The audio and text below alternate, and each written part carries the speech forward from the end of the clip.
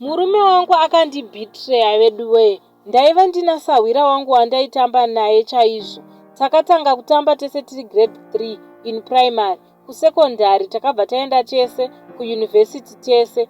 Kusvikawo ndazoroorwa kuchata. Ndiye akatoita best girl wangu. So we were like family chaiyo. Iye akazoroorwawo but haana kuita wedding. Asi akabva azosiyana nemurume wake. Munoziva ndaimutora sasisi vangu because ndinoziva zvese zvekumba kwavo. Iye waiziva zvese zvekumba kwedu. Aitouya kumba kwedu, ndaiendawo kwavo tichingodaro. So asiyana nemurume paye, basa raaishanda ndokubva rapera. Ndikatoti habhi amupinze pakambani yake, akaka akutoshandapo. Ndaimuudza masikireti angu ese, iyewo achindiudza ake. So takati tichitaura nyaya mumwe musina habhi. Bva anditi shamwari yako akutozviita bosi pabasa, anotonga vanhu. Ndikati kana achidaro bheta umuchinje, umuise kune imwe kambani.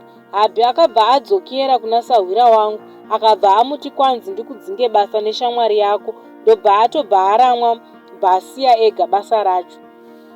Saka kubva ipapo haachadi kana kutaura neni, and I've only got to find out kuti musi wa22 May habhi akatoenda kunobvisa roora kune shamwari yangu iye muna December vari kutochata. Ndikurwadziwa vedu we. Habhi ndakatomubvunza akati it's none of my business. Saka zvinoreva kuti pesa apa pavanga akushanda kukambani kwemurume wangu, zvinoreva kuti vakanga vatowo kudana navanhu ava.